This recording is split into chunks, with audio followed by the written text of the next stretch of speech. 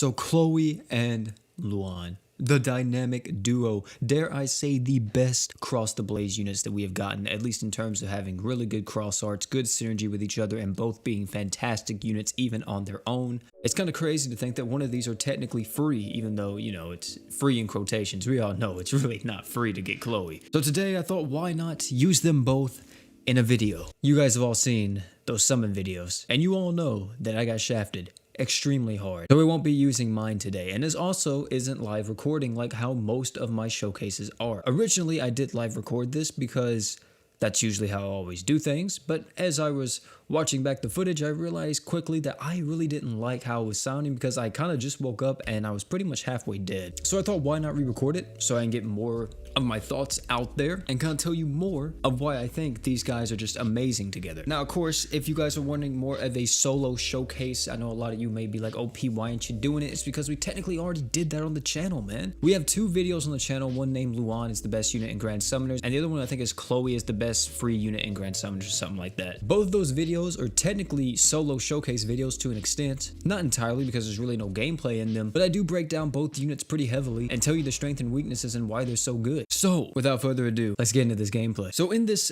gameplay that you're going to be watching, we did fail multiple times because we are going to be fighting against Ignis, and Ignis is quite difficult, even though this isn't her Dungeon of Trials variant. A lot of people ask me to make guides on this, but I'm going to be honest with you, OP really doesn't like making guides anymore. Call me lazy, I dare you. But some of you guys may not actually know what makes this event so hard, and let me just tell you what makes this fight so difficult. For one, this fight has an area effect. If you've ever done Aces, you know what area effects are. It is something that is constantly in effect while you're on the stage. And the area effect for Ignis is Hellfire, I think is the actual term for it. Hellfire is 10% damage to your max HP directly every 5 seconds until the end of the battle. If you read it, it just says counter damage by 2% of damage to enemy. What this pretty much means is that 2% of the damage that you deal gets reflected back to you, so it's definitely not fun. If you actually bring Vox on this quest, fun fact, you pop his Magia and you use his normal art, bang, he's dead. Like, it's actually crazy. So this is definitely difficult, and as you can see,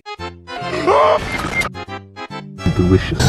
yeah, we died a few times. This event really is no joke, but thankfully the boss actually isn't too tanky or has even that much HP from what it seems like. So Luahn and Chloe, an insane duo together, literally like one of the best duos. Chloe gets a ton of benefits with Luahn being on the field. One of them being that Chloe actually gains passive art gauge, which you might be able to see that or might be able to kind of tell it in this gameplay. Of course, Luahn gets all the benefits from the cross art. Luahn gets 100% attack up, 100% skill CT. You increase your art gauge by 3 per second for 120 seconds. So for 2 minutes, you have 100% attack, 100% skill CT, and art gauge just passively, which is disgusting. And let me just tell you, once this man gets going, like Luahn, once he starts true arting, he can just spam that baby from what it seems like. But let me just tell you this right now, as soon as you get into a fight and you're using Luahn and Chloe, I highly recommend that you get Luahn into cross arts as soon as possible. The faster Luahn is in cross arts, just the faster everything is going to go. After you get Luahn and Chloe both using their cross arts, then you can just start spamming the true arts with both of them. Like, you really don't even need to use the cross arts again, probably for like the entire duration of any quest if you are using them together. And let me just say this, even though this really isn't a guide to Ignis, is that if you can't do Ignis, I wouldn't necessarily freak out about it. She is an extremely difficult Crest Palace, probably the hardest one in the game right now, and it's kind of,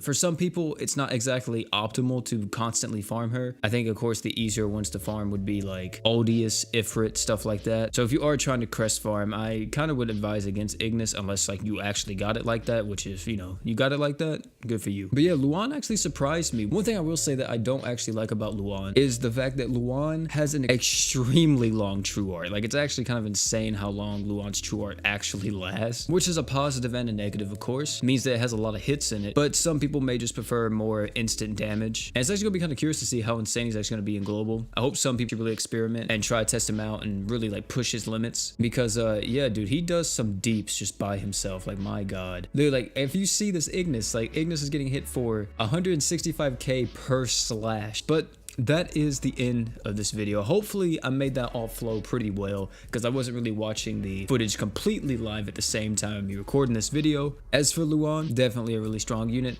A little bit upset that I still don't have him, but one day he will be mine. So yeah, thank you all for coming out, man. It's been your bro P. Sorry for the lack of uploads. If the uploads been kind of inconsistent. It's been kind of hard to constantly make videos at the moment.